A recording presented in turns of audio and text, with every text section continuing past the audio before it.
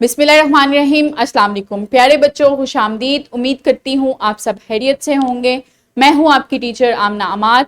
जैसा कि आप जानते हैं हम बाब नंबर 4 पढ़ रहे हैं। मुसलमान जनूबी एशिया में 1206 ईस्वी से 1526 ईस्वी तक दिल्ली सल्तनत के बारे में पढ़ रहे हैं।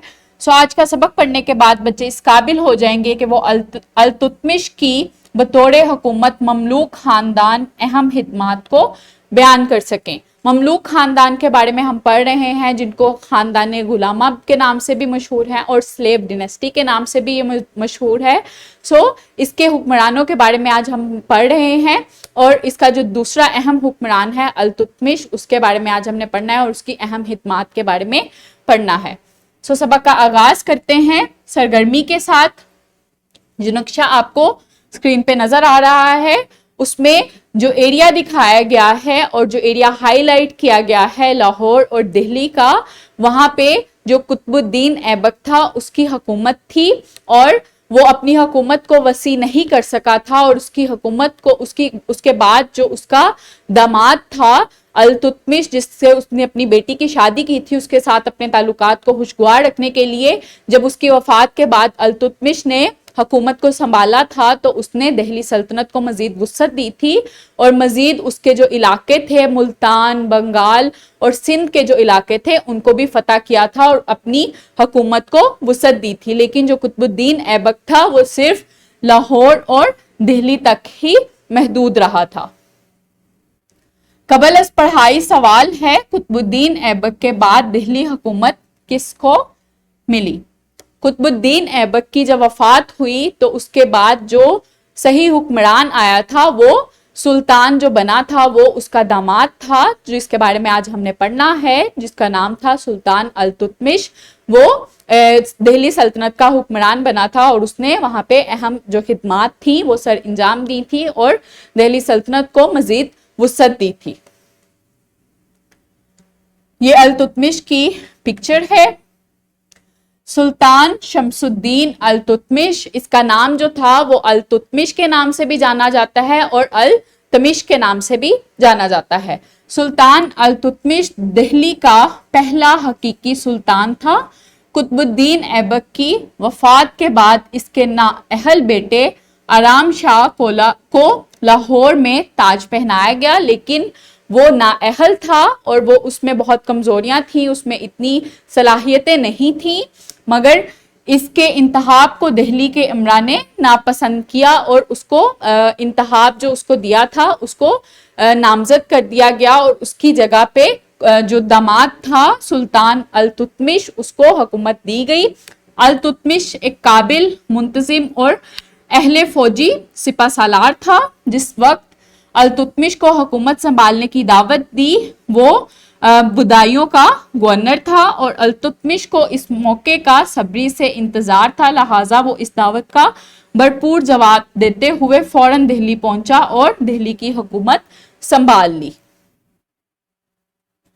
सुल्तान अल्तुतमिश की हुकूमत और कारनामे। सुल्तान अल्तुतमिश ने जब हुकूमत संभाली तो उसको बेशुमार मसाइल और मुश्किलात का सामना करना पड़ा। बहुत सी अंदरूनी बगावतें थी जो शुरू हो गई। सुबह बंगाल ने खुदमुख्तारी का ऐलान कर दिया। सिंध और मुल्तान में जो नासरुद्दीन कबाचा था उसने बगावत शुरू कर दी और खुदमुख्तारी इख्तियार कर ली। ताजुद्दीन ने लाहौर पर कब्जा कर लिया। राजपूत सरदार जो थे वो भी बगावत का इरादा कर रहे थे और खुदमुख्तारी हासिल करना चाहते थे, मगर आहिस्ता आहिस्ता अल्तुतमिश ने इन तमाम मसाइल पर काबू पा लिया और सबसे पहले इसने मुल्तान के हुक्मरान कबाचा को शिकस्त दी। इसके बाद अल्तुतमिश ने बंगाल में अपना वफद भेजा और बाद में खुद भी वहां चला गया। अल्तुतमिश की काबिलियत तस्लीम करते हुए गयासुद्दीन ने हुकूमत दिल्ली की हुक्मरानी कबूल कर ली और किसी किस्म की जंग के बगैर सालाना खराज देने पर रजामंद हो गया। इसके कुछ अरसा बाद ही गयासुद्दीन ने दोबारा बगावत कर दी और बंगाल की खुदमुख्तारी का ऐलान कर दिया। इस मर्तबा सुल्तान अल्तुतमिश ने बंगाल में अपनी फौज को भेजा और इस मार्के में गयासुद्दीन को शिकस्त दी और वो मारा गया। अल्तुतमिश ने अपने बेटे नासरुद्दीन महमूद को बंगाल का गवर्नर बना दिया और बंगाल पर भी कब्जा कर लिया। التतमिश ने राजपूतों की रियासतों पर भी कब्जा कर लिया। इसके बाद इसने अजमेर, ग्वालियर, बनारस, मालवा और राजैन को भी अपनी सल्तनत में शामिल कर लिया। सो इस तरह इसने पहले मुल्तान, फिर बंगाल, सिंध, लाहौर और मुख्तलिफ जो रियासतें थी वहां पर भी कब्जा करके इसने अपनी सल्तनत को वुसअत दी थी। सो जो कुतुबुद्दीन ऐबक ने सिर्फ लाहौर और दिल्ली तक ही अपने आप को महदूद रखा था, उसके बाद अल्तुतमिश ने अपनी सल्तनत को मजीद वुसअत दी और जितना भी लाहौर, सिंध, मुल्तान और जो डिफरेंट बंगाल के इलाके थे, सिंध के मुख्तलिफ इलाके थे और मुख्तलिफ रियासतें थी, वहां तक अपनी सल्तनत को वुसअत दी और वहां पे कब्जा कर लिया। अल्तुतमिश की वफात। अल्तुतमिश 1235 ईस्वी में लगातार फौजी महमात की वजह से शदीद बीमार हो गया। इसको इलाज के लिए दिल्ली लाया गया, मगर वो इस बीमारी से जानबर ना हो सका। इस बीमारी से उसकी और निजात नहीं मिली। 1 साल तक जिंदगी के लिए कोशिश करते हुए आखिरकार 1236 ईस्वी में वो वफात पा गया। सो प्यारे बच्चों, आज हमने क्या पढ़ा?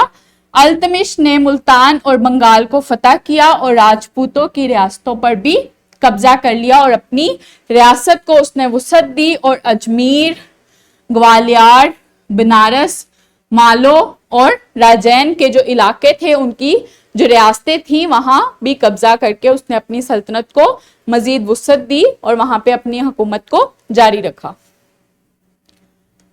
मुख्तसर सवाल है, सुल्तान अल्तुतमिश ने किन रियासतों को अपनी सल्तनत में शामिल किया? उसके बाद एक तफसीली सवाल है, सुल्तान अल्तुतमिश के अहद हुकूमत में पेश आने वाले वाक़यात लिखें। इसको अपनी नोटबुक में इसका जवाब लिखें और अपने टीचर्स को चेक करवाएं। उम्मीद करती हूँ आपको आज का सबक अच्छे से समझ आया होगा। मिलते हैं अगले सबक में। अपना बहुत ख्याल रखिएगा। बहुत शुक्रिया। अल्लाह हाफिज।